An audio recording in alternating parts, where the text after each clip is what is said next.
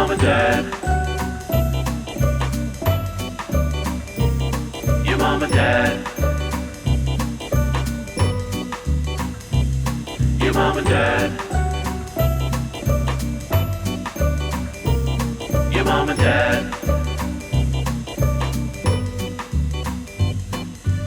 Well, welcome home, family.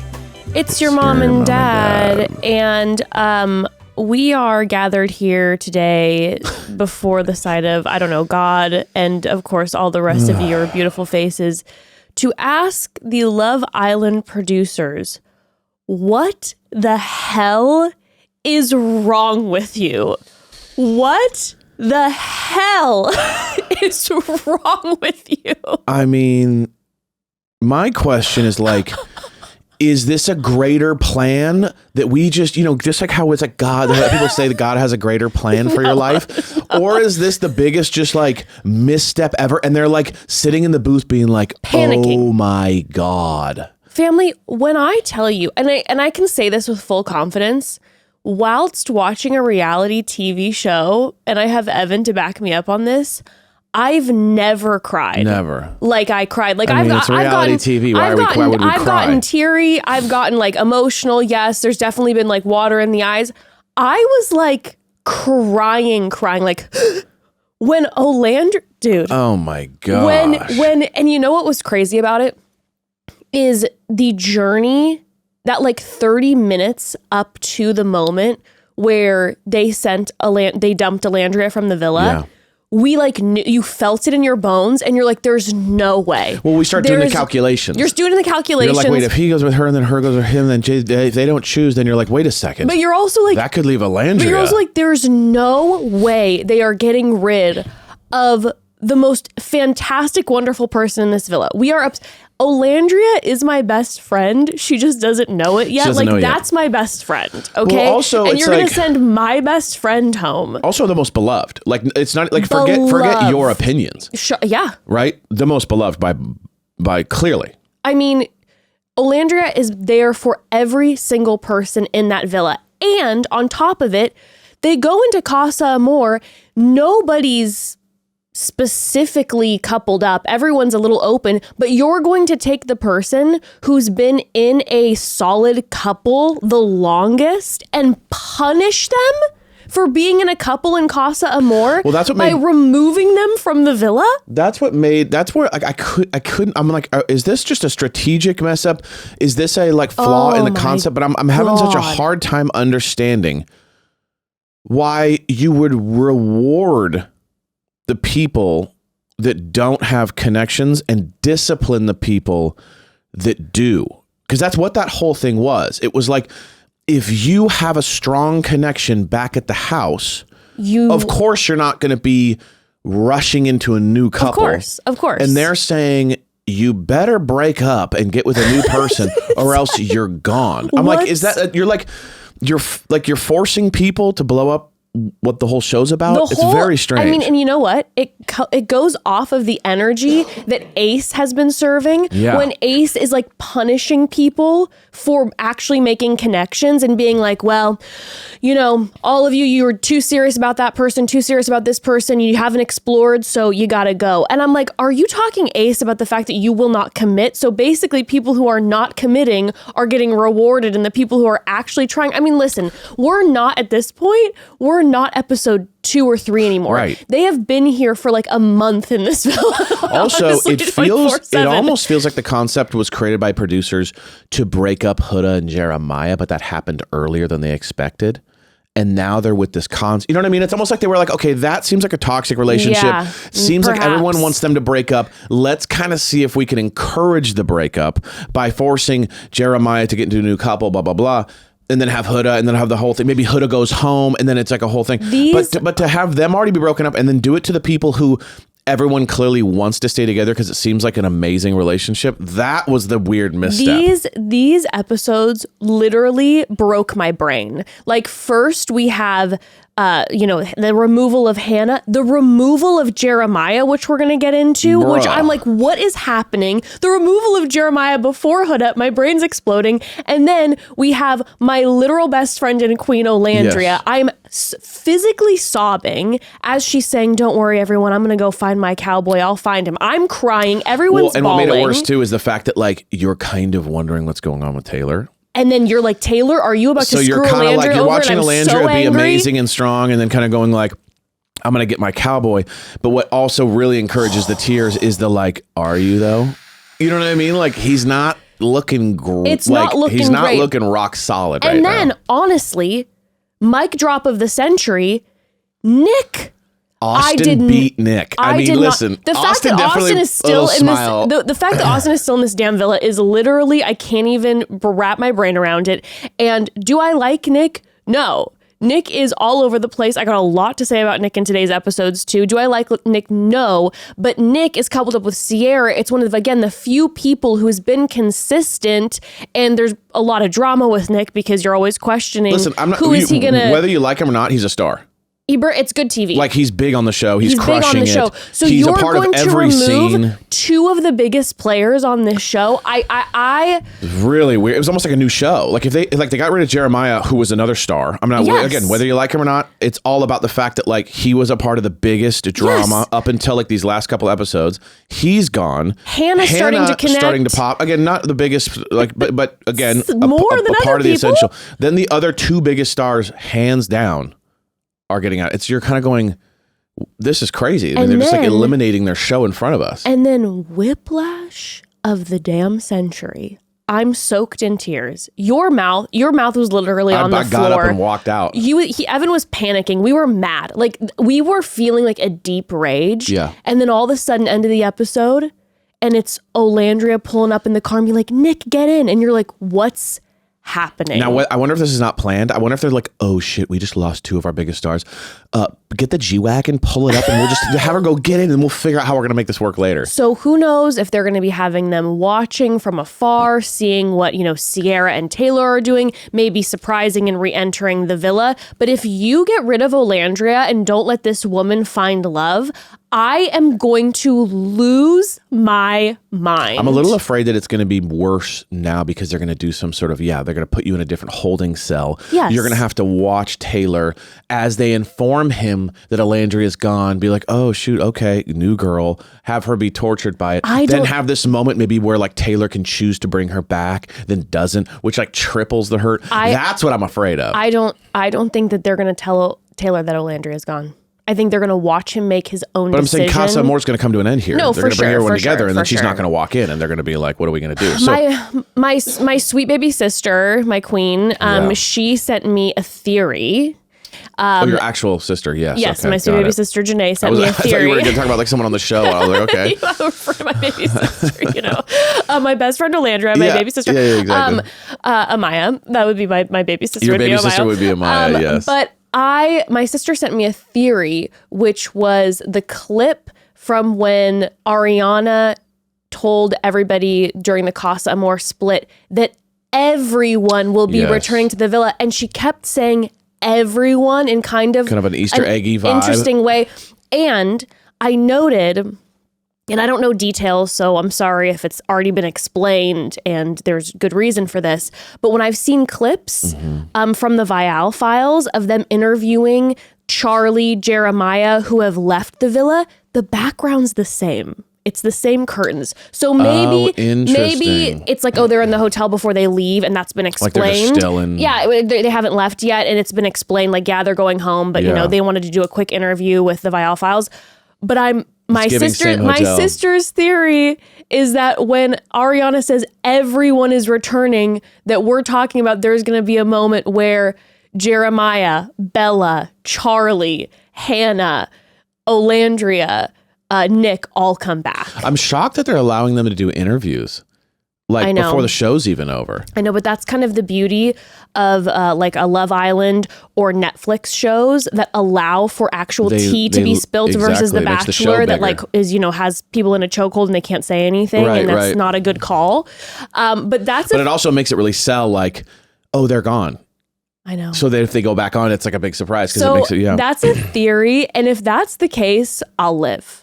If they bring back everyone, the drama, I'll live. And you know what? Honestly, they should, because at this point, the fact that There'd be like 40 people in the villa. but we're 20 episodes in and we haven't had any solid connections that have been like, we are there's no husband and wife kind of vibes. There's no like yet. we are in a closed off relationship, No and one's we're closed, 20 episodes in, which Usually is by now wild. there's 3 or 4 that are locked and done, and they go to Casa Amor and they just sit there and wait for it to be over. And there's usually 1 or 2 that kind of do a thing, but And, like this is so open still. I want to talk about how the fact that it's majority 99.9999999% the men's fault. Because there are plenty of women who are down to be like, are we in a couple? Right. And these men are just like, what's coming around the corner? Exactly. What's coming They're around like, the corner? I've seen this show. I can't even. Okay. Let's we get into it. we gotta get into this, but let's take a quick pause first, family. I got a text, and it's a friend telling me her money transfer to me after our night out isn't going through because her app is giving her issues. Okay, and I'm like, girl, no worries. But also, this is why I tell you to use Cash App, not the other apps. This is why I have been using Cash App for years for sending and receiving money. It's my favorite. They make it so easy every time in the setup. Listen, your girl here can struggle with technology, as most of you know. Not so with Cash App. It was so simple and fast to set up and get started. Literally just entered my phone or my email and some other basic information, and boom, I was ready. It's fast, it's safe, and honestly, just way more personalized than the other apps out there. No extra hoops to jump through, no extra stress. All of the tools are right there to help you cash in, and I'm obsessed. Yeah, Cash App is my absolute favorite. It's the only payment app that doesn't send me into a full stress spiral when I'm using it. Plus, sending money with Cash App actually feels safe. They look out for you. If something feels sketchy or they see you might be sending money to a potential scammer, they'll warn you and make you think twice before you hit send. I think Jess mentioned this last time, but this happened to Jess's mom recently. She was about to send money over to someone and she uses Cash App. They gave her a heads up that the quote unquote person she was sending money to looked sus, so she didn't send it. Turns out Cash App was right, and they saved her a total nightmare. Yeah, they literally saved my mother, so we are grateful for you, Cash App, okay? I just love Cash App so much. I don't know why someone isn't using it truly, and if for whatever wild reason you don't already have Cash App, just download it from your phone's app store, sign up, enter our code MOMDAD in your profile, send $5 to a friend, and you'll get $10 just for getting started. Yes, for a limited time only, new Cash App users can use our exclusive code to earn some additional cash. For real, there is no catch. Just download Cash App and sign up. Use our exclusive referral code MOMDAD in your profile, send $5 to a friend within 14 days, and you'll get $10 dropped right into your account. Terms apply. That's money. That's Cash App. Okay, family, let's get into this. We have a lot to cover today. We're going to be going over episodes 15 through 20. Lots to cover, lots that went down. And just a reminder, join us next week, next Thursday. We have one episode coming out Thursday. More Love Island recaps, because I am waiting with bated breath after the ending of episode 20 to see what goes down. So tune in next Thursday. Before we actually dive in, can I ask you one quick question that's just been gnawing at my brain and I'm so curious? Yeah. Okay. Let's not include the new people from Casa Amor because we don't really know them yet. Sure. But if you were in the villa, who would you want to couple up with at this point? Not even close. Not even close? You have a hard answer? Yeah. Cierra. Oh, that's a good answer. Yeah, not even. That's the queen. Not even close. Yeah. Cierra is everything. Yeah, I would say that would be. Look at the smirk on your face. I had a feeling this question was coming, so I had it loaded. That's why. Look at the smirk. Yeah, on I your had face. it loaded. I knew it felt like it was going to come at some point, so I just was like laughing at it. Listen, I get it. I would if Cierra would have me, I would couple up with Cierra too. If I'm coupling up with one of the men, I would say it's tough. I'm not like super wowed by I was going to say the women are far more desirable. The women are quite superior. Okay, Yes. There's not a lot of like amazing. No, men. there's so many amazing women. It's like Shelley, Cierra, Landry. I'm like, it's like there's so many. Yes. Honestly, probably Charlie. Oh yeah, I felt like he was rock solid. He was sweet. He was handsome. He seemed nice, but I wouldn't be over them. Maybe Pepe. Yeah. He's really turned into like. Yeah. In the beginning, he was kind of like, is this guy kind of cocky? Was he playing it too cool? He's trying to be a cool guy. Sure. And then he kind of like, the more you see him, the more you're like, no, he seems really awesome. Seems like a sweet guy. Unless something happens, it's going to shift my opinion. And the other option, who we barely got to know, was Jalen. Jalen seemed amazing. Seemed like another amazing guy. I would have probably tried to pursue something with him. Those are kind of like my three options. Yeah. And would you do it like Huda? Just be like, hey, how's it going? And then he'd be like, hey, how's it going? And you're like, you like me, huh? It's like, what? And it's like, oh, it's good to see you. Yeah. And so do you feel like I'm nice? Yeah, I do feel like you're nice. You think I'm nice? Oh my gosh, stop. The flirting, that's like anxiety flirting. Like when you're caught with someone who's like putting it on you hard and you're like really not trying to flirt back, and they're just like, and you're like, oh yeah. And you're like, is that a drink? Oh my God, you drink that. And you're like, okay, maybe I'm not going to drink it now. Like the level of anxiety I felt watching Huda flirting with TJ and Pepe. It's just like, I think we have like a major connection, me and TJ, and it was just like, no, I was panicking watching it. I'm 5 minutes later, he's like, respectfully, get away from me. I was just like, Huda, girl, just like have a normal conversation. Like the flirting, it's just everything that was coming out was like, I know, right? Like you think that about me? What do you think? And he's like, you said that about you. Like, no, please stop. It was, it was one of those things, Huda, where it's like, you made your bed and now you're kind of acting like no one saw it. That was the energy. Where it's like the new people came in and like, it's like, you got to know that they've seen a lot of this. So it's like, you're kind of acting like you're just this new person. And it was just like, how about we kind of find a middle ground? You're kind of like, hey, I know there was a lot of craziness. You seem like a great guy. Can we talk? Instead, it was just like, hey, what's up? My name is Huda. No one knows anything about me. Here's my new personality out of nowhere. I'm definitely not going to yell at you if you piss me off. And I forgot at one point she did say something about like, I do not react. Like she said something to TJ. She was like, by the way, I'm a very non-reactionary I think she said person. I would never tell someone to like fuck off. Yeah, and it was like come back to like an episode can we split before? to like the 17 times? You're like, fuck you, bitch. It was like, I mean, TJ's like, yeah, cool. Can I leave now? Oh, it's so funny. Okay, speaking of Huda, so starting in episode 15, we were left off before with the door recoupling where Jeremiah ended up going with Iris and Huda was left solo and Jalen was left solo and they ended up choosing Huda to stay. We had the shock where Taylor and Ace stood beside Huda and supported her, even though Ace was like, don't look at me, don't touch me, whatever.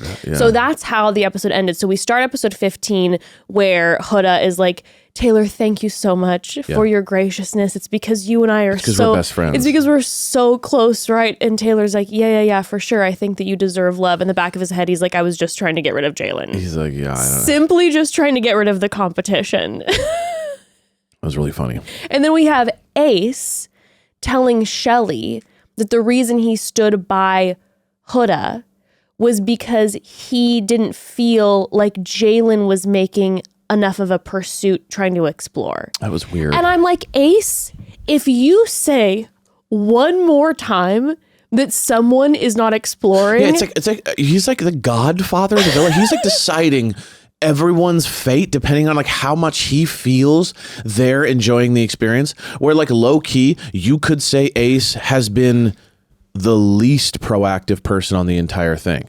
I mean, like, he just plays it cool with forever, everybody, but he plays it super cool, won't give into anything. And then like the Shelly thing's finally happening, but like up until the Shelly thing, it was like he literally gave almost like he would do these dates and stuff, but he always would pull back. Even when in Casa Amor, when everyone came in, he's just sitting there. Barely, he flirts a little bit and then sits there. Waiting for people to come to him. Yeah, the Godfather. Yeah, maybe it is Godfather energy. You come to me. You want to flirt, you come to me. It's definitely him kind of going like, you come to me. You want to explore, you come to me. But it's funny how he has comments about everyone's like how much they're trying, how much they're not, how much they're enjoying the experience, how much they're locking down, and he kind of has like, I don't like this about you need to work on this. Taylor, you need to step it up in the dating game. Jeremiah, you're too locked in. Huda, it's just like you mentioned it last episode. The architect. Yeah. He fancies himself the architect. Maybe he's working with the producer. Maybe he's a producer and he's an insider. Wow, that's a theory. He's moving and shaking. That is a theory. Because to say that Jalen was not putting in effort is wild. He was coming for... Jalen came in and was so intentional about wanting to get to know Olandria. Like, how could you say that Jalen wasn't making an effort? He was going full bore. Just because Jalen wasn't flirting and trying to date every woman in the villa or every woman that walks Maybe in that's like more aces. his thing, where he's just like, I don't like when someone locks in on someone. That's his big thing. Clearly, because we see how he's been with Jeremiah since day one. He's got this huge issue with the fact that someone locks in. And I really, really, really, really am starting to think that the reason that he has such a problem with men that are locking on too quickly is that it limits his own options. Sure. I think genuinely his issue and the reason he's trying to maneuver certain men out are because he wants to have more options of people he can date. And if that one guy zooms in on that girl and they connect fast, she becomes no longer an option for him. Versus a Nick he loves, because Nick won't commit, and Nick bounces around to every woman. And if it doesn't work with one woman, he's not tweaked about it. He just jumps over to the next 15 women. And so Ace is like, cool. But someone who's going to lock in, you're making that woman not an option for me anymore. Yeah. I genuinely think that's what's going down at this point. I can't figure out anything else. Yeah. Well, Taylor and Olandria sitting there with Huda was sending me when they're like, Huda, this is your second chance. Yeah. And then Huda just starts complaining about Jeremiah and Olandria. Olandria does this thing where she like folds her hands and looks straight ahead when she disagrees with what the person's saying or they're going off. She just looks straight ahead and is just like this. I've made a mistake. Why are we keeping this person? Yeah, 100%. Like, I'm trying to be one of the girls here, but like this girl is making me lose my mind. So they're like, just stay away from Jeremiah. Yeah. Within 5 minutes, Convo. Huda interrupts Iris and Jeremiah's conversation, and she's like, I need to talk to you, Jeremiah. So funny, where they're like, don't talk to him, don't raise your voice at him. And so she's like, well, maybe I can get away with the not talking to him if I talk above a whisper. Yeah, so she takes him into the thing. They're talking kind of this like, I'm just letting you know that like I still care about you, but I understand that, like, you know, we did move on. And then Taylor sees them. It makes me laugh so hard. Taylor stands in the doorway like, are you fucking kidding me? When Huda was talking to Jeremiah and she comes in, and at first I'm thinking it's just going to be an apology, and it's just like, I want to wish you the best and I'm very sorry. But then of course it takes the turn where she's like, I just need you to know that you absolutely destroyed me and broke my heart. And Jeremiah's like, oh my God, here we go again. And she's like, if I'm partially to blame for the toxicity. And he does the like, what? And she goes, you think it's only me? And I'm like, oh God, Here we go. Here we go. We're about to start square one. And if he wouldn't have walked away from the conversation, I think that it might have escalated into a full-blown argument again. But then he's like, hey, wish you nothing but the best. Yeah. I have nothing in my heart for you but love. Stands up to walk away. That woman tried to kiss him, and you can't tell me otherwise. Yeah, because it was like the hug and then the hold. And she held him. And she then was like, he does another side and hug. she was like pushing his neck down almost a little bit. 100%. And she was hoping for a moment of weakness. Oh, she was this close to kissing him. 100%. She was going in for a smooch, and I'm like, you have got to be kidding me. It's left on the precipice where, you know, your girlfriend Cierra, who's a goddess, is just like, if Huda doesn't wake up tomorrow and move differently, I can't save her. Yeah. Another time. If we do like, we're done. And she ended up having a conversation with Huda the next day where I just love how direct she is. And she's like, hey, just so you know, last night I almost stood behind Jalen. And a big reason that I didn't do it is because I want to see you take steps forward to better yourself. But I did not like seeing you lose control of your emotions. Yeah. And just putting this fair warning in your head that like I wanted to stand behind Jalen. So be aware. Yeah, Huda definitely doesn't clock that like she's been the nightmare. I know. That it's like you can debate whether like him not talking to her after the breakup and like that kind of stuff wasn't a good call. Like that's all debatable. In the original and way the he love moved bomb originally. energy, whatever. Yeah. You can talk about all that. But it's like that was like a couple moments that happened. The rest were Huda like crashing out and like ruining the villa's vibe and like whatever. But Huda definitely is still to this day not drawing the connections of like I ruined this experience for most people at this point. And I need to just be sorry and like super humble. Instead, she's still kind of in this zone of like, he's the worst, right, guys? And I know I kind of had a moment of weakness, but like, he's the worst, right, guy? You could tell she still doesn't connect with like the girls are like, we're going to literally get you out of here at any point because you're driving us this insane. Well, and it made it worse when America voted Jeremiah in the bottom and then everyone sent him home. Then all that did was validate to Huda. Like, see? Oh, see, America was trying to save me type of, and you're like, no, this is not. Yeah, it reinforces that she's all right. And it was just a moment of weakness when she yelled at him once. Yep. Well, we end up getting an absolute treat, family, because they find out that they're going to be having a fun game tonight, a fun hang, and the hang will include Megan the Stallion, it's crazy. Which is wild. That is some. The music's been A-list. Now the stars are A-list. I mean, it's pretty amazing. I mean, A-lister star walking in, and I have to tell you, I don't think I've ever been more charmed by anyone, any celebrity in my life than when Megan the Stallion came in. 100%. Like, she knew everyone's name and knew all the details and was like going through and was like, remember that time he did this? Remember that time you did this? Like, and they were like freaking out because it was like, you know that time I talked to this guy once, and she's like, yeah. It's so fun to have like celebrities coming in who are actively watching it, not just paid people. Exactly. It's like Megan the Stallion came in and had like opinions about, oh, Huda, what was that about? Like, I don't know if you should be with him. That's how you do an ad. That's how you do an ad. Because what they were doing was she was selling her bathing suit line. Yeah. But it barely felt like an ad. No. You know what I mean? Not Like they kind of had just a little where she would mention, like, guys, check it out. You guys look amazing. But they didn't do like, that one stores near you. Here's the line. Here's the thing. And the ad had to do with what was going on. Yep. Versus like at The Bachelor, they're like, and a cruise line. And you're like, what the fuck does this have to do with anything? Versus like, this was like, it's hot girl summer. Here's the bathing suits that we're in all twerk. day. Yep. You know what I mean? We've been playing Meg the Stallion's music. It's like, it's all kind of combined. And then they quickly, she plugs it herself without this kind of script thing too, where she doesn't turn to the camera and go, no, I love being at the beach. It's no, like, she's just being her. It was just kind of like, oh yeah, I guess this is an ad, but it was just well done. And they didn't mention it again. It was just like, now it was just her being a host. And when she came in and she was like, Olandria, and Olandria goes, you know my name. Right. I almost started crying. Yeah, it was awesome. It was just like so fun. I mean, you gotta remember, these people are like 23 years old and they're like, this is like their first big experience in life. So this is like huge. And then to have one of your favorite artists walk in and know all this stuff, it's so fun. And be the coolest. It's the coolest. Megan the Stallion was the coolest vibe of all time. Way cool. No like, big time energy. No, like I'm a rock star. To be one of the like most famous people and most talented people, and then also just have the coolest vibe ever was so cool. Top tier. So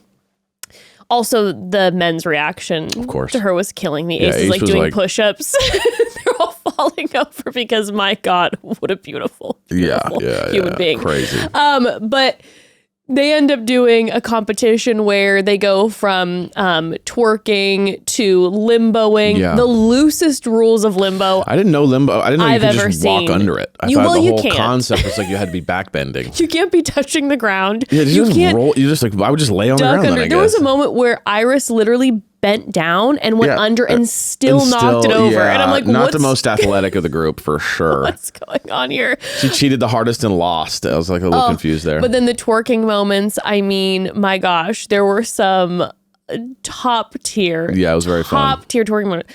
They were. It was just a party. It was so fun. And then the final piece is that they have to solve a puzzle. Right. And the puzzle is a photo of a bombshell. Yes. And they're saying whoever solves it first, either the women get their bombshell or the men get their bombshell. Well, they end up delivering a bombshell to the men and the women. And the first bombshell that we get for the women is TJ. He's 23 years old. And, Shelley's like, wow, that man is fine as fuck. Yep. The girls are clamoring about him. They think that he's very cute. The guy comes out and he seems confident. Borderline cocky energy. He's got that kind of like cocky. Head back, like I know what's up energy. We'll talk about TJ in a second because I have thoughts about TJ. And then Andreina comes out. She is 24, born in Spain. She's Dominican. The guys are definitely losing their minds. She's like, I like Jeremiah, Nick, and Ace. And now that is a bombshell. Yes. The men were losing it.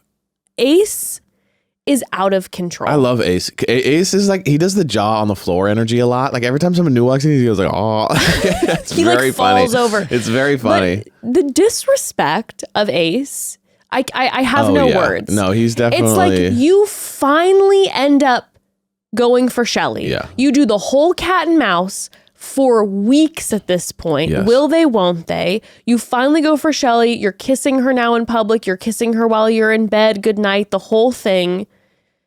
And then a bombshell walks in and he's like, yeah. Now that being said, dude, I will say he kind of does the big reaction, and then like what follows doesn't follow the reaction. Like, he'll like talk, and then it kind of might work or fade away or whatever. But like his reaction is definitely bigger than I feel like his pursuit. I guess is my question. Completely disagree. Sure, Okay. He's the Godfather, and he sits back. Yeah, he and doesn't waits. like go after like Jeremiah did. You know what I mean? No, he waits for the women to come to him. So but that doesn't mean that he's not then investing. Every woman that's coming, Ace and Nick move the exact same way. Every bombshell that's come in, Ace and Nick are both like, I think that's my new person. Everyone. I was literally like taking I would a agree tally with the of Nick, it. and maybe it's just I feel like Ace plays it way more cool. So he has an initial like whoa, and then he kind of like does a little hang with him where he kind of doesn't say a lot. He's kind of like just kind of charmy, chill guy, and then you kind of don't see them really like go after each other again. It just feels like that's his kind of move. But it's just to be like mysterious. But if you're Ace's partner, there's oh no, I'm not saying he's still respectful. going after them. I'm saying against some of the other guys, I do feel like it's an initial kind of bang, and then he kind of backs off, or not, but they're just chills. The disrespect to me. Definitely disrespect. The disrespect if I finally couple up with Ace and I'm like, I'm Shelly and I'm settled, and within hours of us coupling up, a new bombshell comes in and you're falling over and your tongue's rolling out like a cartoon character. I'm not happy. He's definitely open. That's and for Shelly sure. wasn't happy. No. It was one of the first times you saw like hurt on Shelly's like, face, where yeah. it's like, I thought that we finally kind of had this moment of connection. We've been waiting, and then all of a sudden you're just acting like you just got here yesterday. Yeah, makes me really mad. Okay, let's talk about these new bombshells. Okay, but first, we got to take another quick pause. Family, this is an ad by BetterHelp.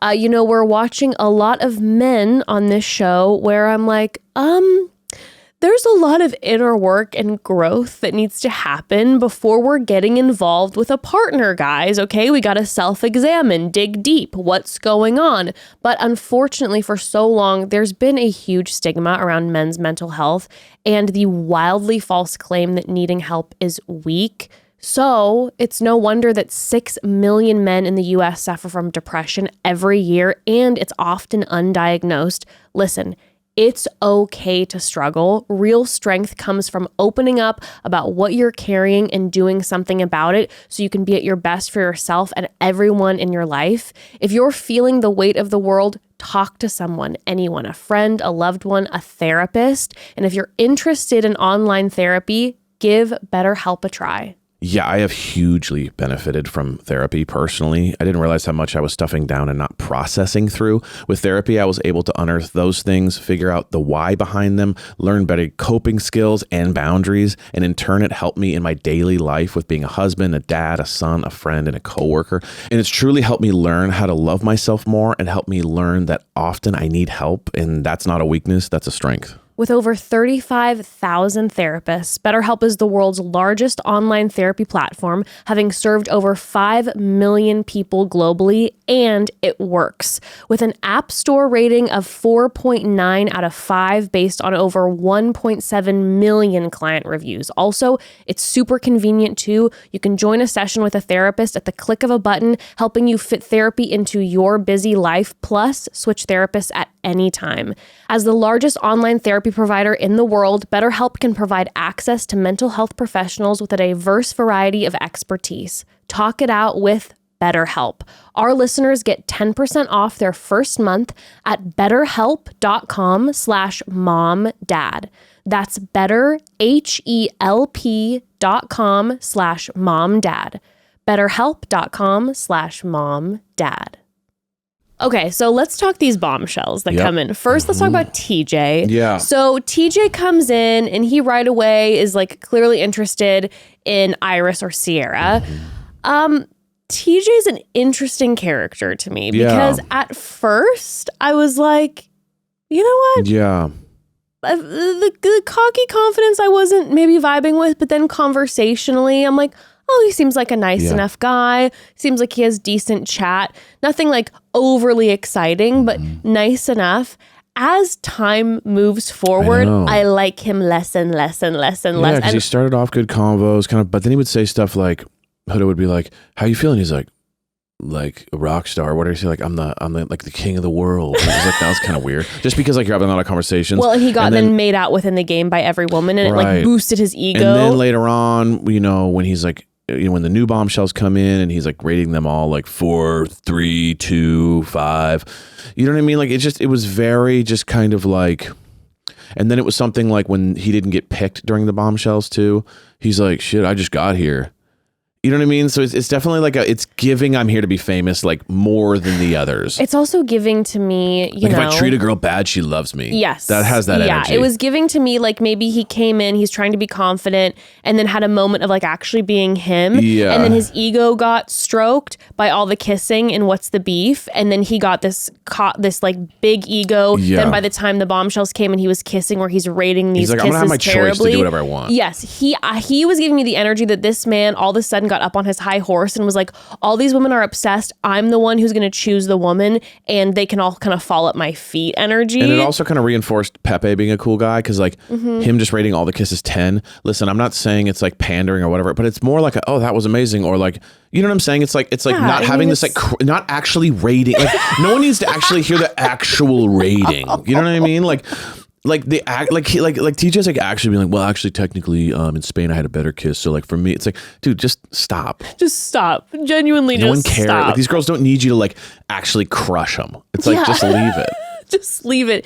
And he also, I don't know, there were some moments when he said that he's like a massive Justin Timberlake fan. Red flag. Well, and then he said, I look like him. And he's like, I look like him and I love him. And I'm like, these are just too many red flags for me to count at this point. So he started off. He loves him because he looks like him too. You know what I mean? You know, that's half of it. Well, these girls used to say I look like him. It's like. And then he became like a massive JT fan. Him.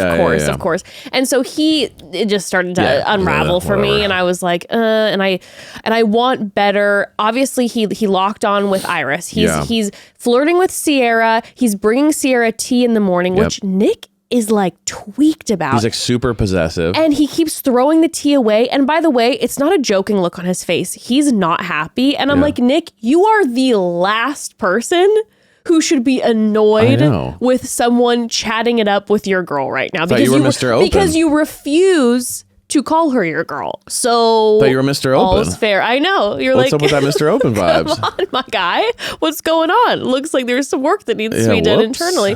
But he but he was then locking lips with Iris. Him and Iris definitely are having a thing. She's really into him. Yeah. And I worry for Iris because I want more for Iris. I'm not like, oh my gosh, Iris is my favorite on the show, but she's mellow. She seems like a lovely woman. Yeah. And she's then interacting with TJ, who I don't love, and then later with Zach with a C, who I really have a problem with. I do not like that guy at all. Mr. Have you been to Australia? Of course.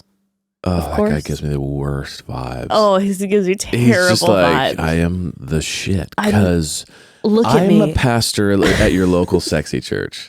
I'm 6'4". I'm tatted. Do you see these two tattoos? I have 3 tattoos. I'm tatted. And I got them from Pinterest. I am a tattoo bad boy. And I'm gorgeous. What's not to love? Oh. Him saying, of course, with the traveling to Australia was one of the most annoying things in the world. Oh, it was terrible. Because it's like, oh, of course you've been to the other side of the planet. It's like, shut your mouth. Of course is such a douche. It's so pretentious. It's so pretentious. So that's the TJ energy. Yeah. Then we have Andreina. Yeah. Now, the men are clamoring. The men are like all wanting a moment with Andreina. 100%. Jeremiah. He's saying his number one type is her. Well, and let's be real here. We heard Jeremiah weeks before, or however many before. He said he loves a woman foreign, Latina, driven. Andreina comes in. She's foreign. She's Latina. I mean, she's his dream girl. Let's be honest. She's just coming out of getting her degree. She's very driven. Her energy seems to really match Jeremiah's a lot. And she likes him the most. and she locks in with him. He is handsome man. She called. What did she I think say? that's a point. I don't know if it was her or him, but it just made me laugh. It's like someone was talking about like, what's your type, and she's like this, that, and he's like, just a handsome man. And it was just very like funny to me. It's just very handsome man. But they are vibing hard. Big time, Okay? like locking in. Locking in. She's really into him. He's really into her. And he is, within their first conversation, he's like, please steal me. Yes. He Whatever is we like, gotta do. Whatever we've got to do. He shoved Iris in a locker, basically. He's like, you never existed to me. And Iris, luckily for her, she called it. She's like, by the way, let's be friends. But I just thought it was funny how like she even saw their connection. She's like, cool, let's I know that we're kind of already going there anyways. And it worked out for them because Iris was super into TJ and he's super into Andreina. So it's like, okay, well, this works out for both of us that we'll just be besties. We'll be coupled up with each other. And now we're both pursuing the new Bombshells. Yeah. But the men are not pleased about Jeremiah connecting with Andreina. They right away start saying, he's doing it again. This is his habit. It's habitual. He's just talking. It's like, well, I mean, she's the new girl. She's coming He's going to love bomb her. He's going in so hardcore. And okay, here's my thought. Does this look like it could be a pattern for Jeremiah? For sure. Do I think that there's work that needs to be done? We're human beings, of course. But of course. But these men are not concerned about him being in patterns. They're concerned because they're all obsessed with her. Specifically Nick, who now all of a sudden is like speaking up about it because he was like very entranced by Andreina. Very entranced by her. And Andreina was at first a little interested in Nick and then fully locks in with Jeremiah. And that is the only reason. That's the only reason that these men are all in upheaval about the whole Jeremiah situation. Why they're talking about the fact that it's like, there he goes again. He's not doing Love Island like he should be doing. You mean forming a connection? Again, we can have the conversation, and you all know how I feel about the way in which Jeremiah, these patterns are happening. But at the end of the day, we move into the What's Your Beef challenge. And during this challenge, there's a certain point where there's shady questions. And so many of the people answer Jeremiah for these questions. And it's the men, where the question is, who's spreading all the false bad gossip around the house? Jeremiah. What? Yeah. Who should leave? Jeremiah. What? Best friend. Best friend. This man thinks he's connected with these boys, and they are throwing his ass under the bus. And my strong feelings come from the fact that I feel like since everything went down with Jeremiah and Huda, a lot of the audience, a lot of America is like, Jeremiah's our king. Da, da, da, da, da. Do I feel that way? No. This is my very unpopular opinion. I'm not like, oh my gosh, Jeremiah, he's my king. Yes, yes, yes, yes, yes. The way I look at it is I didn't love the way that Jeremiah moved at the beginning of the show. But you know what? I also don't know the guy. So maybe certain things, I'm perceiving certain things that aren't true. But then the way that Huda reacted to Jeremiah was so inappropriate, so not okay. And to respect to Jeremiah, the way he handled Huda's crash out was very admirable. Yes. He didn't snap back at her. He remained calm, cool, and collected. And I can shout him out in that way. Totally. You know what I mean?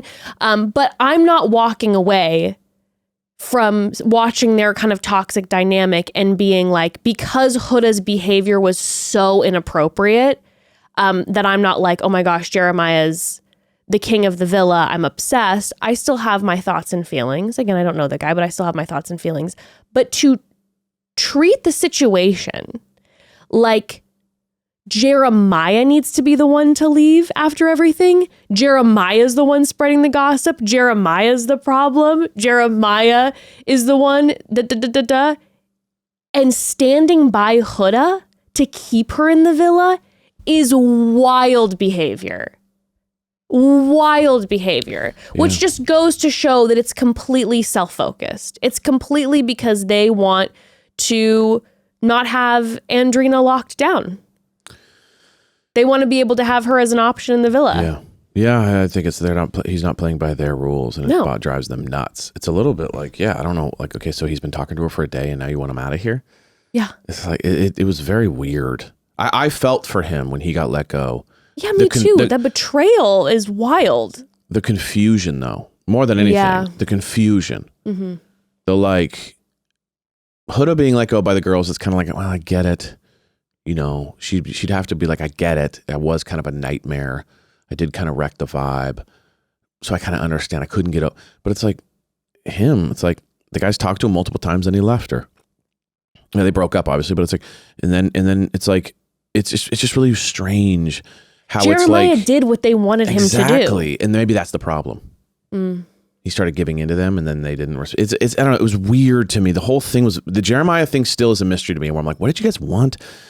Like then he left Huda, but then it's like, okay, now he's talking to someone new and they're like, don't talk to anyone. It's like, I don't know. It's a little bit weird. It's like they just wanted him to have someone locked in and then also play on the side. It's like we all agree that that's what we're doing here. So if you don't do that, you're not a part of the club. Yeah, so you're it's out this of big here. boys I also club understand energy. like if it's like you have an issue with it, but to get him out was such a crazy move to me. It was like you just got rid of your quote best friend because he wasn't playing by the rules exactly how you like.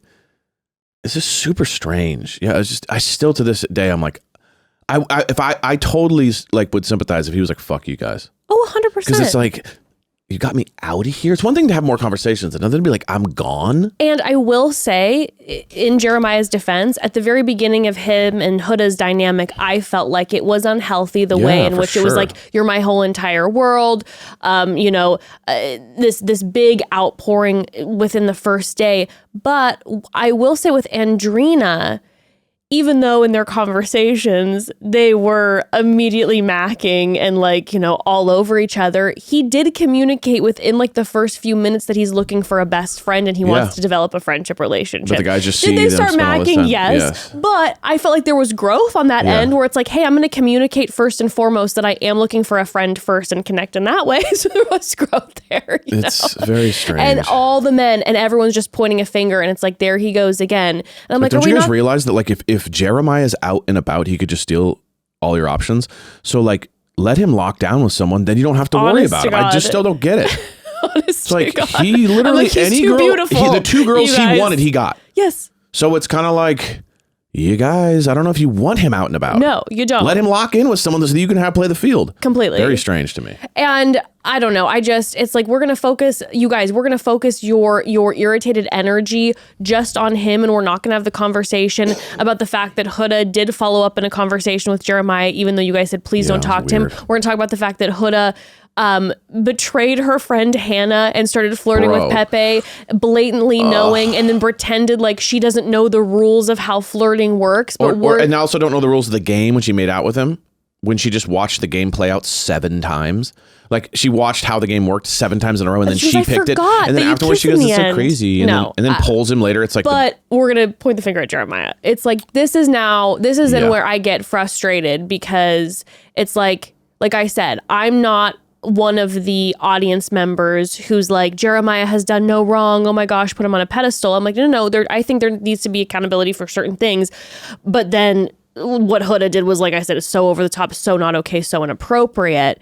But then from their perspective, to then be putting blame on Jeremiah and not be holding Huda accountable, I couldn't even... It was Weird. a mind bender. It was a mind bender. Okay, I want to talk a little bit more about some other things that happened in that What's Your Beef challenge. Okay. But we got to take another quick pause. Family, listen, these Love Islanders they're looking hot. But also, it looks hot outside, and they are outside all day. So our cast and new Bombshells need to make sure they are staying hydrated, okay? May I suggest my hydration savior, Liquid IV. Liquid IV really is the perfect companion for your hottest summer plans. It's been hot here in Los Angeles, and I have been happily chugging my Liquid IV, and it's been keeping me peak hydrated. And they've just launched an exhilarating new flavor, Arctic Raspberry. Hello. It is delicious. Plus, Liquid IV has sugar-free solutions powered by Live Hydroscience for smart hydration. And you can visit liquidiv.com and use code MOMDAD at checkout for 20% off your first order. Liquid IV really is the best of the best. Powered by Live Hydroscience, an optimized ratio of electrolytes, essential vitamins, and clinically tested nutrients that turn ordinary water into extraordinary hydration. We're talking 3 times the electrolytes of the leading sports drink and 8 essential vitamins and nutrients. They make it so easy. Just take one of those sticks, tear it, pour it into 16 ounces of water, and it hydrates better than water alone. And the ease of it makes it so you can take Liquid IV everywhere. I keep Liquid IV sticks in my laptop bag, my glove compartment, my gym bag. You know I got them in the hockey bag. Pass them out to the teammates. I'm a huge hit. Jess always has a bunch in her purse. It's the best. It really is the best. And on top of all of that, it's really delicious. So it's wonderful to drink, which is a huge plus. You can explore the delicious sugar-free options, including white peach, lemon lime, rainbow sherbet, and more, and find all their best-selling hydration multiplier flavors online. Like I mentioned, they've just released their latest sugar-free flavor, Arctic Raspberry, which might be my new favorite flavor now. It's so delicious. I was just downing it on my walk earlier. Plus, discover more fun flavors like cotton candy or popsicle firecracker. So good. No matter what your summer brings, tear, pour, live more. Go to liquidiv.com and get 20% off your first order with code MOMDAD at checkout. That's 20% off your first order with code MOMDAD at liquidiv.com. Okay, let's get back to some of the dynamics in the What's Your Beef challenge, which was, by the way, absolutely disgusting. Like the squeezing of the milk into the mouth, spitting it into each other's mouths, and then being covered in sour milk for hours after made me physically ill watching it. When Nick drank it? Oh, oh my God.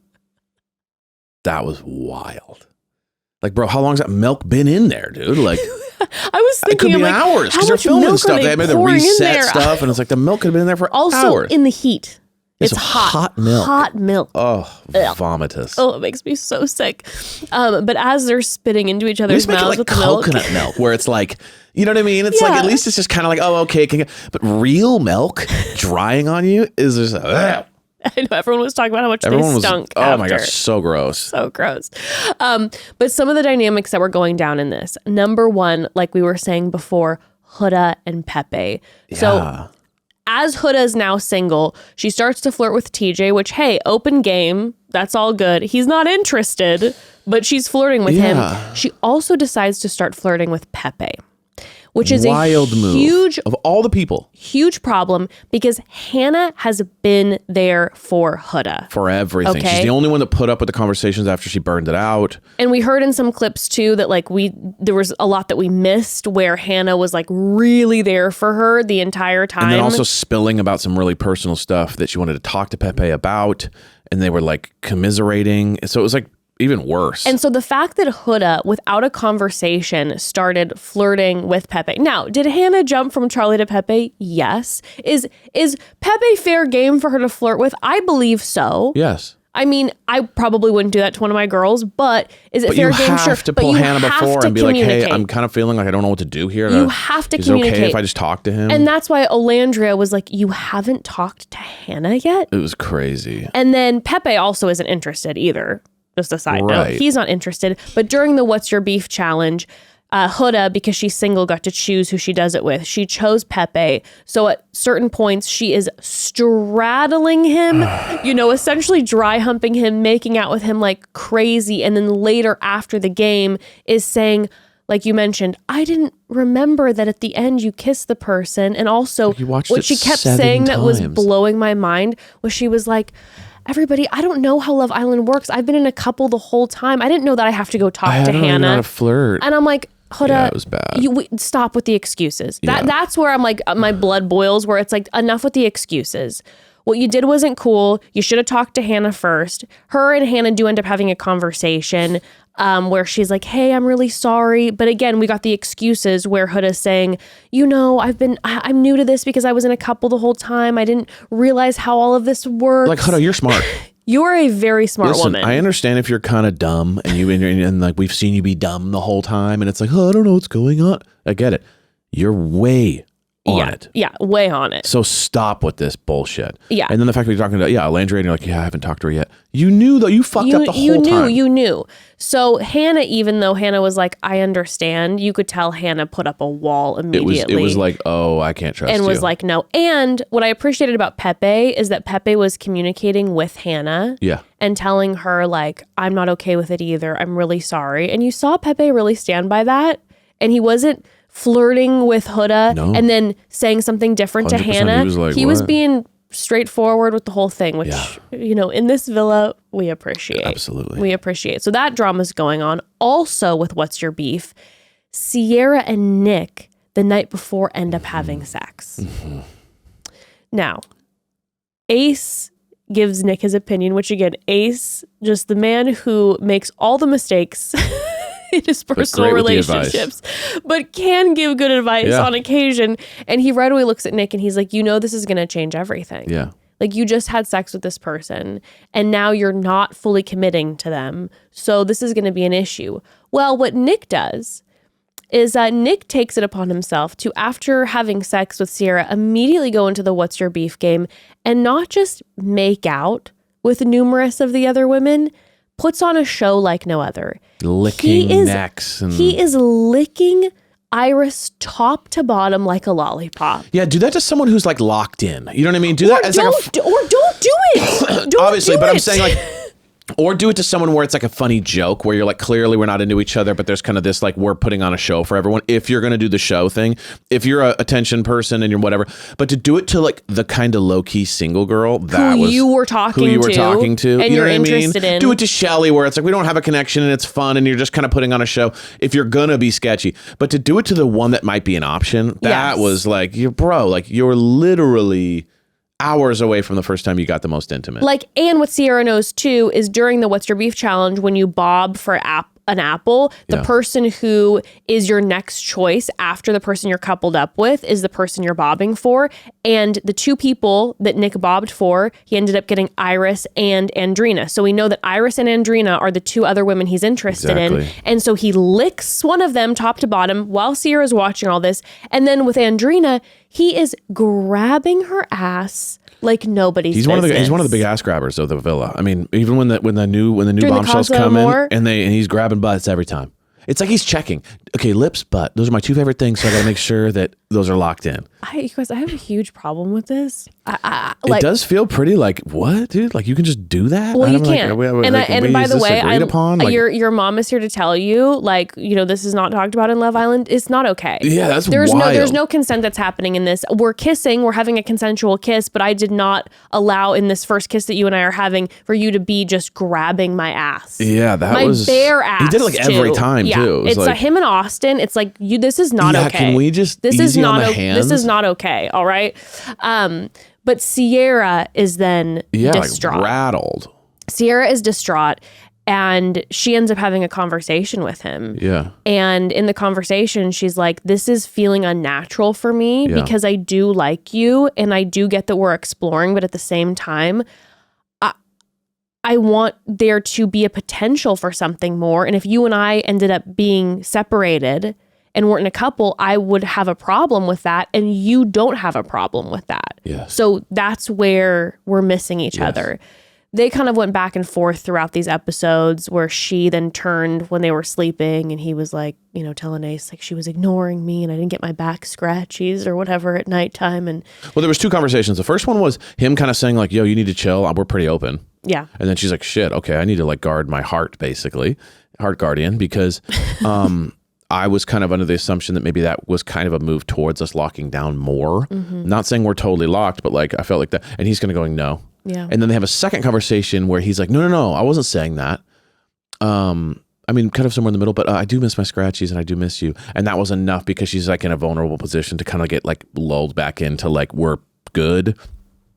So he's just definitely keeping her at that like that precipice where it's like, I want you waiting on me, but I also want to be open and be able to fly. Nick is manipulation station. He's really good at it too. I can't lie to you. I get it. Yeah. He's very charming. Very charming. He's very likable. Mm-hmm. He's very fun to be with. It seems that everyone loves him in the villa. Mm-hmm. But like, he's but then one he's of those, also like snatching away the tea from TJ. You know what I mean? So he's doing these moves that are like very claiming, but then like when he has openness, it's like, hey, we're chilling, man. So it's a little bit like he wants his cake and eating it too. It's manipulation station, and I want Cierra, as I've said many times before, to run for the hills. Yeah. It just feels like a ticking time bomb. I'm still just hoping and praying that Cierra and Shelly end up together. Like, it's just my deepest, I always forget about that. deepest hope and desire. I'm like, can we explore that kiss a little more? Can we go back to that kiss and explore that moment a little more and see if there's something there, please? Totally. Because it's like two of my faves. Yeah. Please. Yeah. Please. Who are in couples with guys who are a problem. They're just the kings of like, well, no, we're kind of together, we're not. It's the kings of wanting to have their cake and eat it too. Always. I want to call you at night and hook up and do booty calls, but then I also kind of want to just go on dates. I won't commit to you. It's always what's around the next corner. What's around the next corner. They like when the girl's kind of on the edge. It's that swiping mentality, that online dating, like, well, but who's next? But who's next? But who's next? Energy. Like, I'll choose you at the end if nothing better came along. Correct. Energy. Correct. You know that they'll try to lock it down with them if they stay if nothing comes around. At the very, very end 100%. to try to win that 100K. The other thing that was going down was Amaya during What's Your Beef was Amaya and Austin. So after these two couple up. Poor baby Amaya. You guys. It's just like brutal city. You guys. My love and obsession for Amaya is exploding. Like It's just like, I'm like, you need to leave. You're too sweet for this. You're not a player. You're not a dater. You need to like just find a guy who's obsessed with you and you guys are so sweet together and that's it. But this is not your environment. You're way too sweet for this. Amaya is just the most fascinating person to me who is, again, completely unhinged. I understand why a lot of the guys are like, it's not the energy I need in my life. I totally sympathize with that. That's why I really feel like I just need her to leave for her own good. I just can't watch this anymore. I can't watch her pursue guys and have them be like, whoa, get away from me. I can't be like literally begging for kisses from guys. Like I can't watch it anymore. Amaya is so precious and must be protected at all costs. And the way that after Austin chose her, she immediately like koala beared onto him and she was like, we're going to have an amazing life together. Having babies now. And he's just like, whoa. Austin of all people, who again is high on whatever mushroom he's currently taking, is just like, what's your name again? And she's just holding on to him and she's like, we have a future together and I'm so excited. So during this What's Your Beef game, she is calling him every baby, love bug, sweetheart, beloved, lover through the whole thing. She is holding on to him. She's like, that's my man. And in ITMs, she's like, oh, we're going to have like beautiful babies together at some point. And he looked at her and he goes, chill. Whoa, chill. And it's so sad too, because they're giving her a complex and she's so sweet too. But she's even like receiving it too. Like, because remember she meets Zach with a K, right? The British guy, Zach with a K, right? And then she goes, hi, nice to meet you. What are your boundaries? I mean, I literally started crying because it's like, dude, she's being so sweet to where she's like even walking up to guys she's never even met and being like, okay, I just want to know your boundaries because everyone's like always afraid of me. So I'm like trying. And you know what happened too? I can't handle it. Is then when Austin is just out there talking shit about her to everyone. Fuck you, by the way. Talking shit about her to everyone. And then she comes to him and she says, hey, I can tell that you seem a little uncomfortable. Do I make you uncomfortable when I say baby and certain things and act certain ways? Do I make you uncomfortable? And she was so vulnerable to put that out there and also like then checking in with his boundaries when she felt like his energy was shifting. And he then straight up lied to her and said, no, I'm totally fine. It's just your vibe and I'm just like getting to know you. Fully lies to her. And then she goes back to the girls and she's like, I can tell he's awkward and he wants to distance himself from me.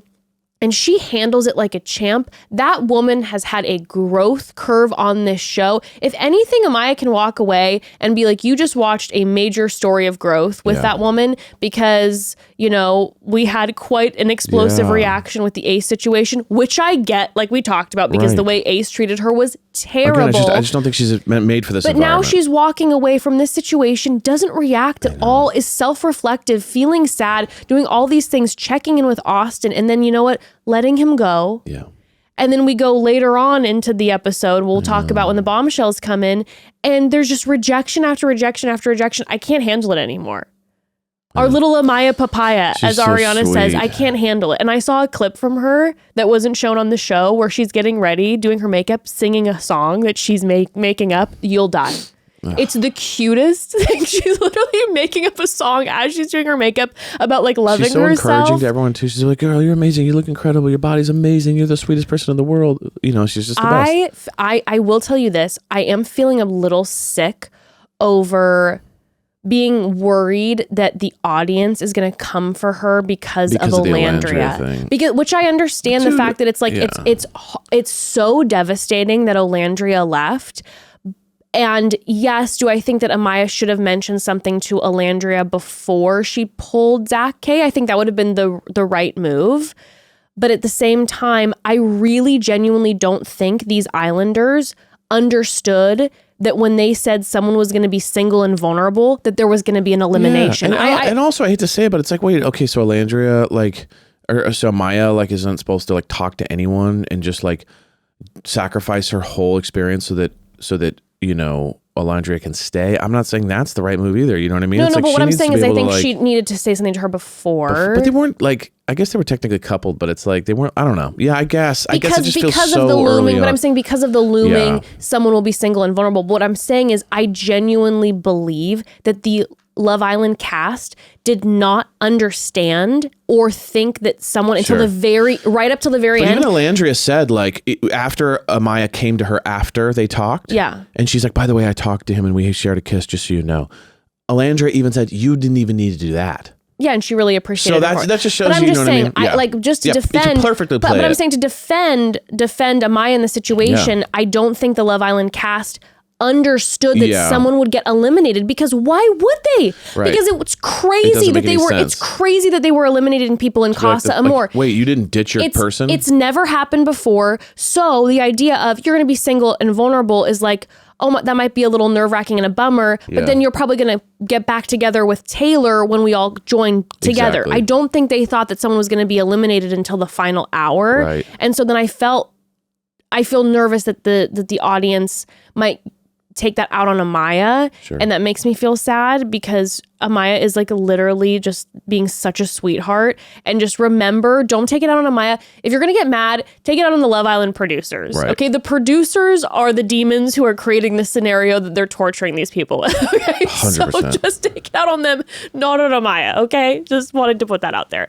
Okay. Next, we need to talk about a huge America vote elimination and then Casa Amor. Yes. But we got to take one more quick pause, family. So, you know, after watching a few weeks worth of Love Island, I think I want to design a speakeasy corner in our house, you know, where you and I can kiss and argue. pull me for a chat. Maybe break up and then maybe get back together again. I don't know. Okay. And if I'm going to redecorate a part of our house, you know, the only place I'm going for indoor and outdoor furniture, and that's Article. Article.com, baby. They are simply the best. We've been getting all of our furniture from Article for years and continue to because the pieces are gorgeous, the quality is top notch, the durability is incredible, looks amazing after years with an active family, and the prices will always wow me. Over the years, we've gotten couches, dining room tables, chairs, side tables, and more from Article, and we've turned family and friends onto Article who are now forever fans of them because Article makes it effortless to create a stylish, long-lasting home at an unbeatable price. I always have Article opened as a tab on my computer because he I love always does. scrolling through the pieces. They have an amazing collection. It's very obvious that Article takes great care in curating its collection too, focusing solely on high-quality, meaningful pieces that will stand the test of time.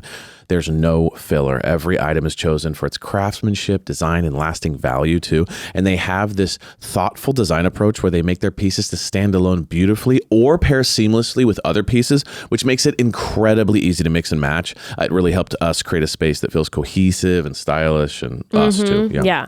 And Article offers fast, affordable shipping across the US and Canada with options for professional assembly if you prefer a hands-off experience.